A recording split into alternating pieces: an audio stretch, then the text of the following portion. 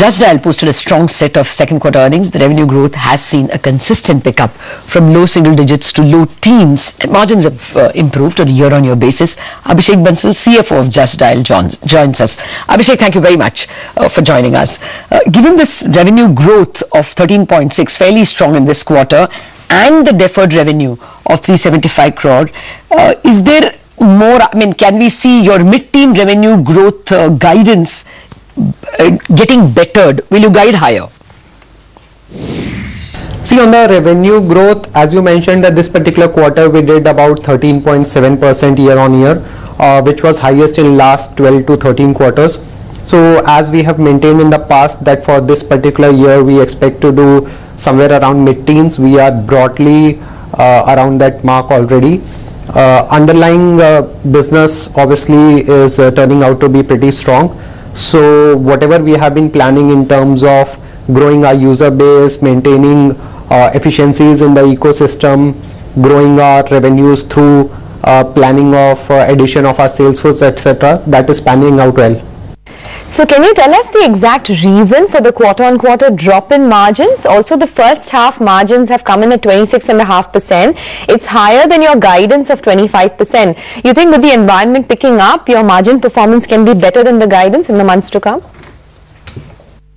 See, on the margins front, first half has been extremely strong. So adjusted EBITDA margin for this particular quarter was around 28.5%. During the first half of this particular fiscal year, our ad spends were broadly around 21 crores. Going forward, we expect ad spends to go up, so that could possibly have slight impact on margins. But despite that, I think 25-26% on adjusted EBITDA margin basis, that still seems to be sustainable. So as we have mentioned in the past, business has good amount of operating leverage, and I think part of it is already playing out. You also mentioned that ad spends will increase in the second half of the year. By how much, and will it be as much as the 8 to 9% of your top line, which you had indicated earlier? On advertising spend, the key is not to look at advertising spend just from a particular spend perspective, but to also look at that particular advertising, that what's the kind of return it is generating for us in terms of users coming to our platform, in terms of engagement, and then eventually in terms of revenue growth as well. We keep playing with the mix of advertising as well, so it might be possible that advertising spend might be slightly lower, but the mediums that we are choosing are turning out to be good value for money for us.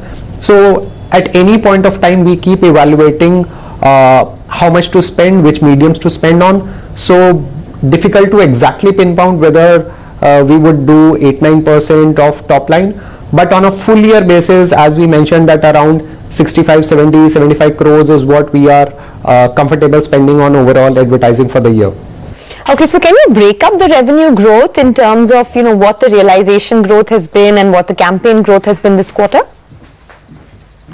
So this particular quarter, we did about 7% growth in paid campaigns, and another 6-6.5% materialized from realization growth, and which was a healthy mix of volume growth as well as pricing growth, which is what we have maintained in the past, that first of all we look at overall revenue growth, and out of the two levers we would ideally want both to be contributing to this particular growth. Okay, so the festive season sales have been much slower than expected. At least that's the feedback that we are getting. Is there a risk of an SME slowdown impacting demand as well? See, in our case, we do not have so much seasonality with respect to festive sales. The product offering that we have for SMEs, that's a round the year sort of offering. SMEs would want to be present on internet so that users can find them.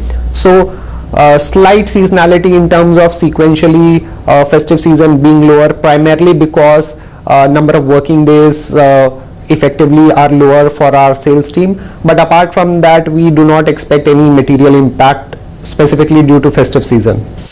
FY19 benefited from a low base of FY18 when the revenue growth was in single digits, and hence my question again, can you maintain the mid-teen kind of revenue that you have guided even in FY20, considering that you're getting a lot of competition from firms like Google and Facebook?